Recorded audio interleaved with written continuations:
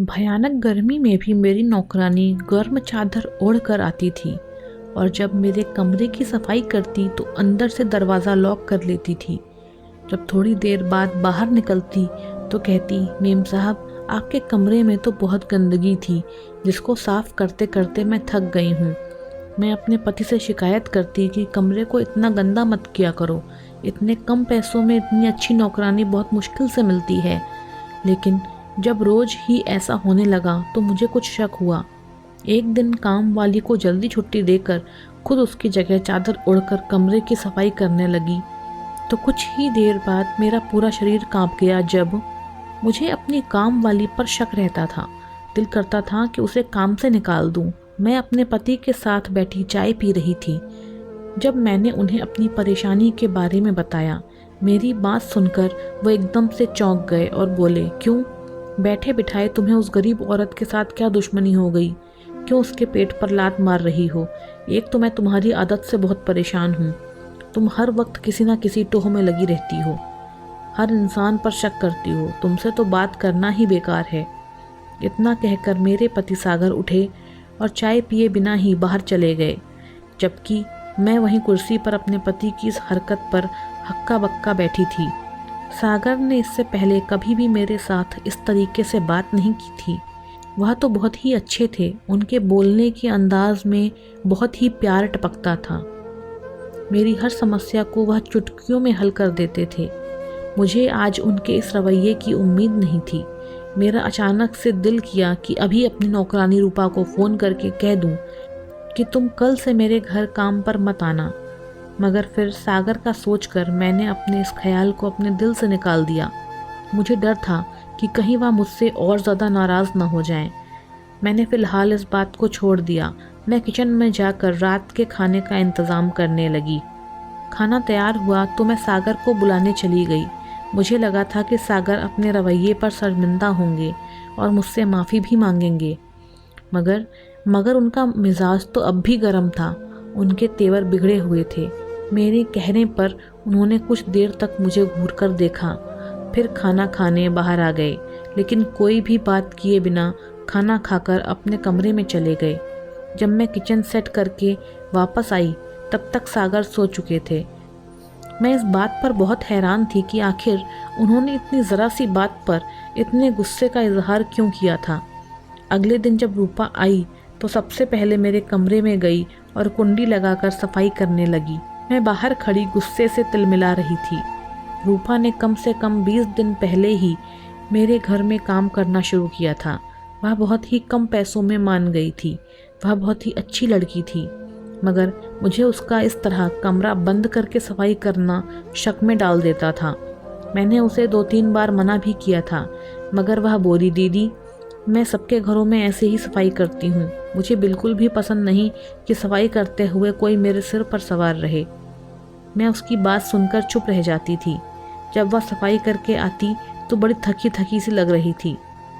वह मुझे देखकर मुस्कुराई और बोली, दीदी हर रोज़ पूरा घंटा लगाकर आपका कमरा साफ़ करती हूँ तो बहुत ज़्यादा थक जाती हूँ। उसकी बात सुनकर मैं हल्के से मुस्कुरा दी और किचन में चली गई। मेरे पीछे पीछे रूपा भी चली आई थी। किचन में खड़ी होकर मैं रूपा की हरकतों को बहुत ही ध्यान से देख रही थी। वह थोड़ी देर आराम करने बैठ गई। वह थोड़ी देर आराम करने के बाद उठ गई थी। थोड़ी देर आराम करने के बाद वह हॉल की सफाई करने लगी थी। इतनी देर में सागर भी आ गए थे। सागर के आते ही रूपा ने झाड़ू लगाना छोड़ दिया था और उनको देखने लगी थी। सागर ने एक ही नज़र रूपा पर डाली थी, फिर वह अपने कमरे में चले गए थे। अब रूपा जले पैर की बिल्ली की तरह हॉल के चक्कर पर चक्कर लगाने लगी थी। फिर उसने आसपास देखा। जब मैं उसको नज़र न आई तो वह मेरे कमरे की तरफ चल दी। उसने दस्तक देने के लिए हाथ उठाया ही था, मगर कुछ सोचकर वह पीछे हट गई और दोबारा से हॉल की सफाई करने लगी थी। हॉल की सफाई करने के बाद वह मुझे बाय बोलकर घर से बाहर निकल गई थी। रूपा के जाते ही सागर बाहर आए थे और उन्होंने मेरा हाथ थामकर उन हाथों में बहुत ही प्यारे से कंगन पहना दिए थे। उनका मूड बहुत अच्छा था आज। फिर बोले, मैडम जी जल्दी से खाना लगा दो, बहुत तेज़ भूख लग रही है। हम दोनों ने बहुत ही अच्छे माहौल में और बहुत ही अच्छे मूड के साथ बैठकर खाना खाया। अब मैं सागर की तरफ से बहुत रिलैक्स थी कि चलो सागर का गुस्सा ठंडा हो गया था, लेकिन रूपा की तरफ से मेरे दिल में गांठ पड़ चुकी थी। न जाने वह किस इरादे से मेरे घर में आई थी, लेकिन मैंने सोच लिया था कि रूपा के बारे में अब कोई भी बात मैं सागर से नहीं करूँगी। पहले सागर की मर्जी जान लूँगी, तभी कोई फैसला करूँगी। अगले दिन रूपा घर में दाखिल हुई तो मैंने उसका बहुत ही अच्छे से जायज़ा लिया। उसने गर्म शॉल ओढ़ रखी थी जिसमें वह पूरी तरह से छुपी हुई थी। मैं बोली, रूपा इतनी तो गर्मी है, तुम यह गर्म शॉल ओढ़ना छोड़ क्यों नहीं देती? अगर तुम्हारे पास कोई चुन्नी वगैरह नहीं है तो मैं तुम्हें अपनी चुन्नी दे देती हूँ।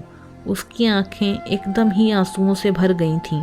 वह बोली, यह चादर मेरे लिए बहुत ही कीमती है। यह चादर मेरे लिए किसी की मोहब्बत की निशानी है।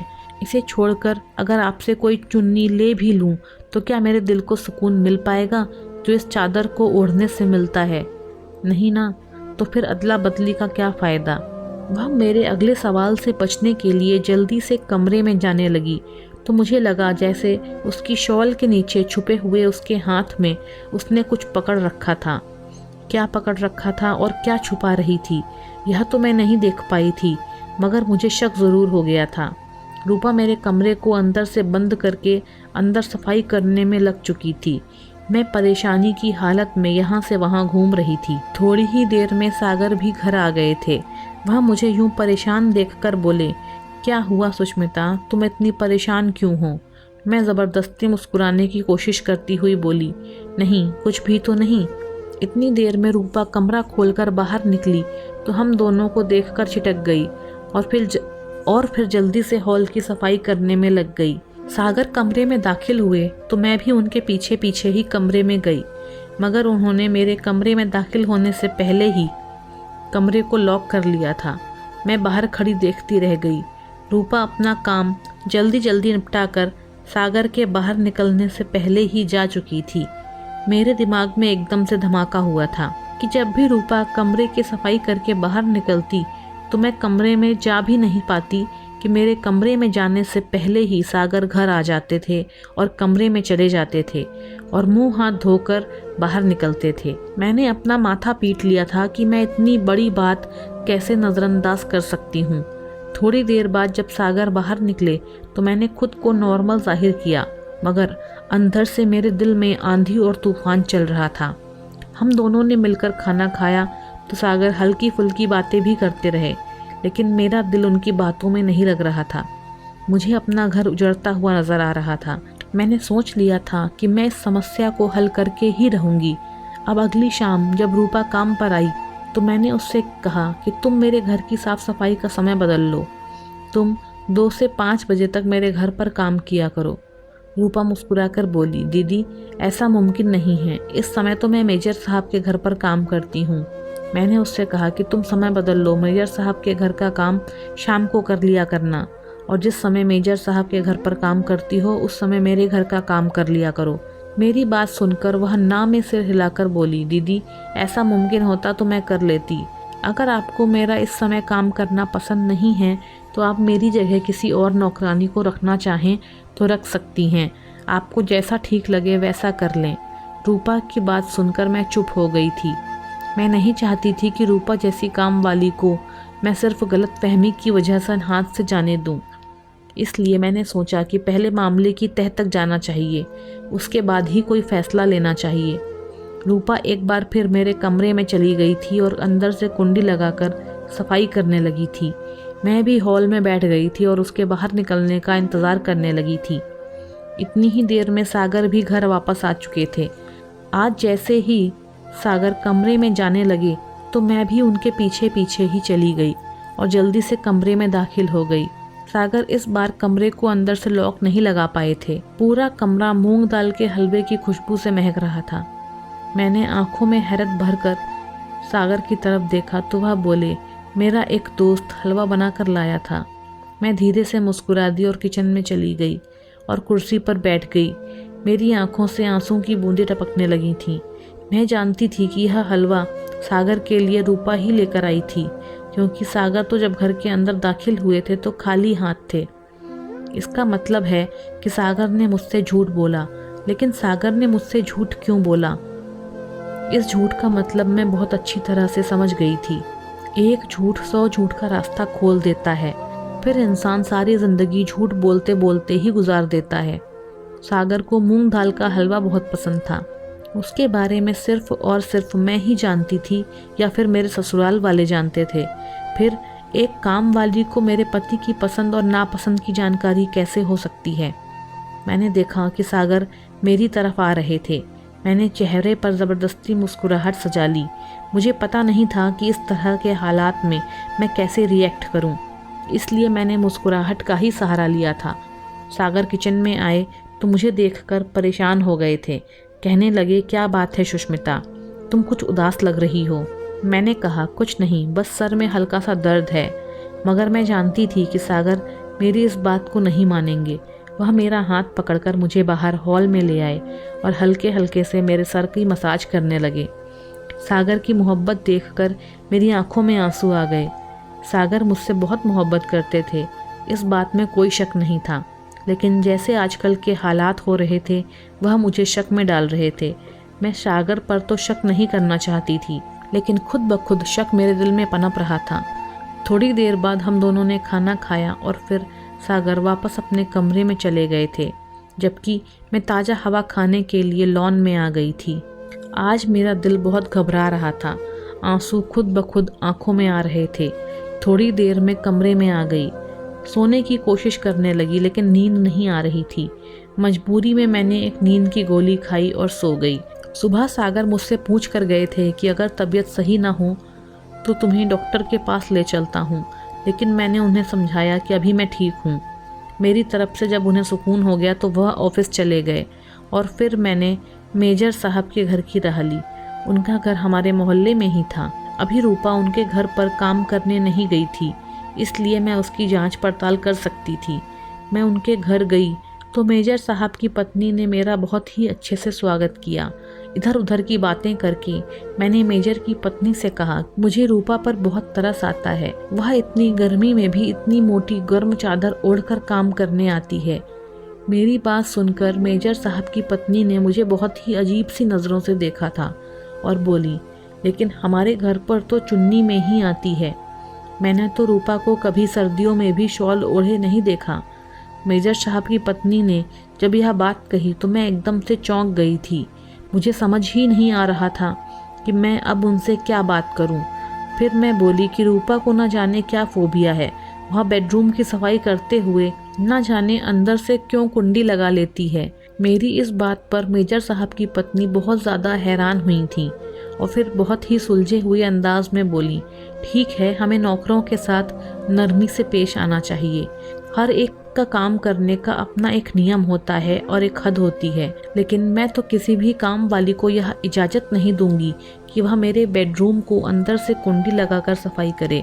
मैं तो ऐसी काम वाली को काम से ही निकाल दूंगी। मैं बोली, लेकिन मुझे तो रूपा ने बताया था कि वह सबके घर में ऐसे ही अंदर से कमरा लॉक करके सफाई करती है। मेरी बात सुनकर मेजर साहब की पत्नी जोर जोर से हंसने लगी थी। फिर वह बोली, अरे आप तो बहुत मासूम हैं। मैं जानती थी कि उन्होंने बेवकूफ़ की जगह मासूम शब्द का इस्तेमाल किया था। वह मुझे ज़रूर ही बेवकूफ़ कहना चाहती थी। फिर मैंने कोई और बात नहीं की, मैंने बात का टॉपिक ही बदल दिया। मैं उठकर अपने घर आ गई थी। मेजर साहब की पत्नी की बातें मेरे कानों में गूंज रही थीं। शाम हुई तो रूपा खुद को गर्म चादर में छुपाकर एक बार फिर से हमारे घर पर आई थी। वह सीधी मेरे कमरे में चली गई थी। अभी वह कमरे के बाहर ही थी कि सागर भी ऑफिस से लौट आए थे। मैं किचन की खिड़की के पास खड़ी होकर उन दोनों को देख रही थी जब सागर ने गुस्से से रूपा से कहा था कि रूपा, तुम्हारे लिए यही ठीक होगा कि तुम यह काम छोड़कर चली जाओ और मुझे सुकून से जीने दो, मेरा पीछा छोड़ दो। सागर की बात सुनकर रूपा रोने लगी थी। वह बोली, इस भरी दुनिया में मेरा सहारा सिर्फ और सिर्फ तुम ही हो। मैं तुम्हारे बगैर कुछ भी नहीं हूँ। मुझे अपने नाम की पहचान दे दीजिए, नहीं तो मैं तुम्हारी हकीकत तुम्हारी पत्नी के सामने ले आऊँगी।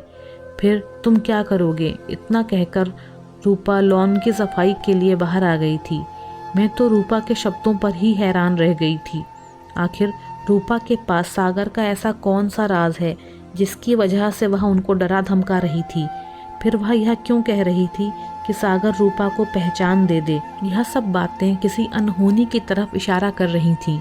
मैंने सागर को खाने पर बुलाया तो उन्होंने मुझे बुरी तरह डांट दिया था। वह बोले, कैसी औरत हो जो घर का काम भी नहीं कर सकती? घर में हम 2 लोग ही हैं, मगर तुम 2 लोगों का काम करने में भी नाकाम रहती हो और ना जाने कैसी कैसी नौकरानी घर में ले आती हो। इतना कहकर वह लॉन में चले गए थे। मैं कमरे में आई तो फिर से मूंग दाल के हलवे की खुशबू ने मेरा स्वागत किया था। आज शायद सागर हलवा छुपाना भूल गए थे या फिर उन्होंने इस बात की परवाह नहीं की थी। मैंने कमरे की खिड़की से देखा था, सागर बहुत ही परेशानी की हालत में यहाँ से वहाँ घूम रहे थे। मैं तो खुद हैरान थी कि आखिर यह सब क्या हो रहा है, मैं कैसे सारी सच्चाई सामने लाऊं। मुझे रह रहकर रूपा पर गुस्सा आता था, लेकिन मैं हालात से मजबूर थी, उससे कोई भी सवाल नहीं कर सकती थी। मजबूर होकर मैंने सागर की माँ से मदद लेने के बारे में सोचा। वह दूर दराज के गांव में रहती थी, जबकि हम दोनों पति पत्नी सागर की जॉब की वजह से शहर में रहते थे। मैंने अपनी सास को फ़ोन करके कहा कि मेरा घर उजड़ने वाला है, आप आकर मेरे घर को उजड़ने से बचा लें। मेरी सास बहुत ही अच्छी औरत हैं। उन्होंने कहा कि मैं जल्दी ही तुम्हारे पास आती हूँ, तुम तसल्ली रखो, कुछ नहीं होगा। और अगले ही दिन वह मेरे देवर के साथ हमारे घर आ गई थीं। लेकिन सागर अपनी माँ को देखकर बिल्कुल भी खुश नहीं हुए थे। उल्टा अपनी माँ से कहने लगे, मम्मी आप यहाँ क्यों आ गईं? शहर का खर्चा बहुत ज़्यादा है, अगर 2 लोगों का खर्चा भी उठाऊं तो मेरे बजट पर असर पड़ेगा। सागर की बात सुनकर मेरी सास की आंखों में आंसू आ गए थे।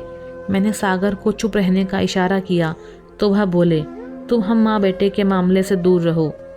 सागर की बात सुनकर मैं चुप हो गई, जबकि मेरे देवर ने सामान उठाया और बोले, मम्मी आ जाएं, हम गांव वापस चलते हैं, हमें नहीं रहना इस महंगाई से भरे शहर में। मेरी सास ने मेरी तरफ देखा तो मैंने हाथ जोड़कर उन्हें रोकने के लिए रिक्वेस्ट की, जबकि मेरा देवर बहुत नाराज़ हो चुका था। वह मेरे 1000 बार कहने पर भी नहीं रुका। उल्टा सागर मुझे ही डांटने लगे थे कि तुम उसे जाने दो, मत रोको। मेरा देवर तो चला गया, लेकिन मैंने अपनी सास को रोक लिया। मेरी सास बहुत ज़्यादा परेशान लग रही थी। उन्हें उम्मीद नहीं थी कि उनका सबसे चहेता बेटा उनके साथ ऐसा सलूक करेगा। मैंने अपनी सास को सारी बातें बता दी। मैं उनसे बोली कि सागर कुछ बदल गए हैं, इसीलिए मैंने आपको बड़ा मानकर बुलाया है कि आप यह सारा मामला देखें और उसे निपटाने की कोशिश करें। शाम हुई तो मैं रूपा का इंतज़ार करने लगी थी। मैं अपनी सास को रूपा के बारे में सब कुछ पहले ही बता चुकी थी। समय गुजरता रहा मगर रूपा घर ना आई थी। मैंने सागर से बात की कि मेहमान के आने से घर का काम बढ़ गया है, मगर आज पता नहीं रूपा क्यों नहीं आई। सागर थोड़ा गुस्से से बोले कि मैं उसे काम से निकाल चुका हूँ, आज के बाद वो काम करने नहीं आएगी। तुम जो बेकार में घर में मेहमान बुलाकर बैठी हो, उसके बाद तो यही होना था। मैं सागर की बात सुनकर दंग रह गई थी। वह कभी भी ऐसे नहीं थे। वह तो बहुत ही अच्छे इंसान थे, बहुत ही प्यार करने वाले थे। जब भी उनकी तरफ देखती तो मुझे यह हिम्मत मिलती थी, दिल में सुकून होता था कि मुझे इतना प्यार करने वाला पति मिला है। लेकिन पता नहीं अब वह ऐसे क्यों हो गए हैं। मेरी सास रूपा से मिलकर ही किसी नतीजे पर पहुंचना चाहती थी। मैं सारी रात यही सोचती रही, या फिर क्या किया जाए, यही सब कुछ सोचते सोचते मैं सो गई थी। अगले दिन मेरे दिमाग में पता नहीं क्या आया कि मैं फिर से मेजर साहब के घर पर जाकर बैठ गई थी। जब अपने टाइम पर रूपा वहाँ काम करने पहुँची तो मुझे देखकर एकदम से घबरा गई थी। मैं बोली, रूपा शुक्र है आज तुमने गर्म शॉल नहीं पहनी है, देखो तो सूरज कैसे आंख बरसा रहा है। फिर मैंने उससे माफ़ी मांगी कि सागर ने तुम्हें गलत कहा है कि हमें काम वाली की ज़रूरत नहीं है। अब तो घर में मेहमान आ गए हैं, इसलिए मुझे तुम्हारी बहुत ज़रूरत है। आज तुम हमारे घर का काम करने ज़रूर आना। सागर अपने किए पर माफ़ी मांग रहे थे। मैंने नोटिस किया था कि एकदम से रूपा का चेहरा खिलकर गुलाब हो गया था। शाम हुई तो रूपा अपनी गर्म चादर ओढ़े हमारे घर आ गई थी। लेकिन हैरत की बात यह थी कि इस बार उसने अपना चेहरा भी छुपा रखा था। मुझे रूपा के चोंचले देखकर बहुत गुस्सा आया था। मैं बोली, मेजर साहब के घर पर तो तुम दुपट्टे में ही चली जाती हो, मगर हमारे घर आने के लिए अब क्या तुम्हें अपना चेहरा भी छुपाना पड़ेगा? आखिर ऐसा क्यों? मेरी बात सुनकर रूपा ने कहा, आपने ही तो कहा था कि घर में मेहमान आए हुए हैं, इसलिए बस पर्दा कर लिया। मैं ज़्यादातर लोगों के सामने नहीं जाती हूँ। मैं पहले से यह वाला काम नहीं करती थी, लेकिन पेट की खातिर मजबूरी में यह काम करना पड़ रहा है, इसीलिए अनजान लोगों के सामने अपना चेहरा छुपा लेती हूँ। मैं बोली, मेरे घर में पर्दा करने की कोई ज़रूरत नहीं है। मेहमान सिर्फ एक ही हैं और वह भी मेरी बूढ़ी सास हैं। रूपा मेरे कमरे में चली गई थी। आज तो उसने रोज़ से ज़्यादा देर लगाई थी। मैंने अपनी सास को बाहर लॉन में बैठने के लिए कह दिया था। मैं बोली, अगर सागर आ जाएं तो उन्हें कमरे में मत आने देना, उन्हें किसी न किसी तरह बातों में लगा लेना। मेरी सास ने मेरी मदद करने में कोई कसर नहीं छोड़ी थी। मैंने जल्दी से सागर का सूट पहन लिया था। वह सूट मैंने रूपा के आने से पहले ही अपनी सास के कमरे में छुपा कर रख दिया था। सूट पहन के कमरे के बाहर खड़ी हो चुकी थी। मेरा चेहरा दूसरी तरफ था और मेरी पीठ कमरे के दरवाजे की तरफ। रूपा मुझे पहचान नहीं पाई थी। मेरी पीठ पीछे से ही रूपा ने कहा था कि माँ आई हुई हैं, अगर तुम इजाज़त दो तो क्या मैं माँ के सामने अपना चेहरा खोल कर आ जाऊँ और उनसे मिल लूँ। इतनी देर में सागर भी घर आ चुके थे। उसके पीछे पीछे मेरी सास भी थी। मेरी सास सागर को रोकने की नाकाम कोशिश कर रही थी, मगर जैसे ही मेरी सास की नज़र रूपा पर पड़ी, वह सकते में आ गई थी। रूपा को देखते ही मेरी सास ने गुस्से से अपना चेहरा फेर लिया था। अब मैं भी रूपा के सामने आ चुकी थी, क्योंकि कुछ भी छुपाने का कोई फ़ायदा नहीं था। जिस तरह मेरी सास ने रूपा को देखकर गुस्से में मुंह फेरा था, मैं समझ गई थी कि मेरी सास रूपा को पहले से पहचानती हैं। मैंने रूपा से कहा, रूपा अब सारी सच्चाई बता ही दो। रूपा ज़ोर ज़ोर से रोने लगी थी। बोली, दीदी मैं एक बहुत ही अच्छी और इज़्ज़तदार घराने से संबंध रखती थी। मेरे पिता का डंका बजता था, लेकिन मैं अपने बाप की इज्जत संभाल नहीं पाई थी। हालांकि मेरे बाप ने मेरे लिए वो सब कुछ किया जो हमारे ख़ानदान में किसी दूसरे के बाप ने नहीं किया होगा। मेरे पापा मुझे शहर कॉलेज की शिक्षा हासिल करने के लिए भेजते थे, लेकिन मुझे अपने ही बाप के ड्राइवर से मोहब्बत हो गई थी। वो ना तो हमारी जात का था और ना ही पैसे वाला था। मैं जानती थी कि उसके साथ मेरी शादी होना असंभव है, लेकिन हम एक दूसरे के बगैर रहने के बारे में सोच भी नहीं सकते थे। इसलिए मैंने उस ड्राइवर के साथ घर से भागकर शादी कर ली। मेरी इस हरकत से मेरे पापा को बहुत दुख हुआ था और शायद मेरे पापा की बद्दुआ मुझे लग चुकी थी। इसीलिए सुख तो मुझे कभी मिला ही नहीं। मेरा पति एक नंबर का निकम्मा निकला था। वह कोई काम धाम नहीं करता था। 2-3 दिन काम पर जाता और फिर 3-4 दिन घर पर बैठा रहता। शुरू में तो हमारा समय अच्छे से गुजर रहा था, लेकिन जब हमारे बच्चे हुए तो फिर मुझे ही हिम्मत करनी पड़ी। मुझे अपने बच्चों का पेट भरने के लिए नौकरी करनी पड़ी थी। फिर यूं जब मैं आपके घर आई तो सागर को देखकर दंग रह गई थी, क्योंकि सागर तो मेरा ही भाई था। सागर ने मुझे कहा था कि मैं इस घर से चली जाऊं और आपको यह ना बताऊं कि मैं सागर की सगी बहन हूं, लेकिन मैंने बहुत सालों के बाद अपने भाई को देखा था। यह दुनिया बड़ी बेरहम है। इस दुनिया में अपने रिश्ते एक छायादार पेड़ की तरह होते हैं। मैंने सागर को मनाने की बहुत कोशिश की। मैं सागर को मनाती कि मुझे वह माफ़ कर दे। मैं हर रोज़ गर्म चादर इसलिए पहनकर आती थी क्योंकि वह शॉल मेरी सालगिरह पर मेरे भाई सागर ने ही मुझे तोहफे में दी थी। मैं एक ख़ास तरह का मूंग दाल का हलवा भी बनाकर लाती थी, क्योंकि सागर मेरे हाथ से बना हुआ यह हलवा बहुत ही शौक़ से खाता था। मैं रोज़ आपके बेडरूम को अंदर से कुंडी लगाकर इसलिए सफाई करती थी क्योंकि मैं अपने भाई के कमरे को बहुत ही दिल लगाकर साफ़ कर देती थी। मुझे सागर की एक एक चीज़ को साफ़ करना बहुत अच्छा लगता था। दूसरी वजह थी कि मेरी गर्दन पर वही निशान था जो सागर की गर्दन पर है। यह हमारी ख़ानदानी निशान है और मैं नहीं चाहती थी कि चादर उतार कर मैं काम करूं और तुम वह निशान मेरी गर्दन पर देख लो। इसलिए कमरे में मैं वह चादर उतार कर रख देती थी और सुकून के साथ सागर के कमरे की सफाई करती थी। इसके अलावा वह हलवा छुपाकर खिड़की के पर्दे के पीछे रख देती थी और हर रोज़ आपके कमरे में ही माफ़ीनामा लिखा करती थी। और उसे सागर की टेबल पर रख देती थी, लेकिन सागर मेरे माफ़ीनामे को फाड़ कर फेंक देता था। वह मुझे माफ़ करने की बजाय मुझे घर से भगाना चाहता था, लेकिन मैं अपने भाई को छोड़कर कहीं नहीं जाना चाहती थी। बहुत मुश्किलों से मुझे मेरा भाई मिला था। मजबूर होकर मैंने सागर को धमकाना शुरू कर दिया। मैं उससे कहती कि अगर तुमने मुझे माफ़ ना किया तो मैं तुम्हारी पत्नी को सब कुछ बता दूंगी कि मैं तुम्हारी सगी बहन हूँ। वह नहीं चाहते थे कि आपको यह सब पता चले और आपके दिल में भाई के लिए कोई गलत फहमी पैदा हो, इसलिए यह सब हरकतें मुझसे हो जाती थीं। रूपा अपनी दास्तान सुनाकर रोने लगी थी। वह कहती जा रही थी कि पापा को दुख देकर मैं भी खुश नहीं रह पाई थी। मेरे बाप का नाम खराब हुआ, मुझसे मेरे सगे रिश्ते टूट गए, मेरे पति ने भी मुझसे आंख बदल ली। वह लड़की जिसके आगे पीछे नौकरानियां लगी रहती थीं, अपने बच्चे को 2 वक्त की रोटी देने के लिए खुद नौकरानी बन गई थी। मेरी सास पहले जो अपनी बेटी को देखकर गुस्से से मुंह फेर कर खड़ी हो गई थीं, अब उसके दुख को बर्दाश्त नहीं कर पाई थीं और रूपा को गले से लगा लिया था। सागर बोले, मम्मी मैं जानता था आप अपनी बेटी से ज़्यादा देर नाराज़ नहीं रह पाएंगी, इसीलिए मैं आपके साथ बदतमीज़ी करता था ताकि आप यह घर छोड़कर चली जाएं और रूपा को ना देख सकें, क्योंकि अगर आपने रूपा दीदी को देख लिया तो आप खुद पर कंट्रोल नहीं कर पाएंगी। लेकिन मैं पापा को भी जानता हूँ कि पापा कभी भी रूपा दीदी को माफ़ नहीं करेंगे।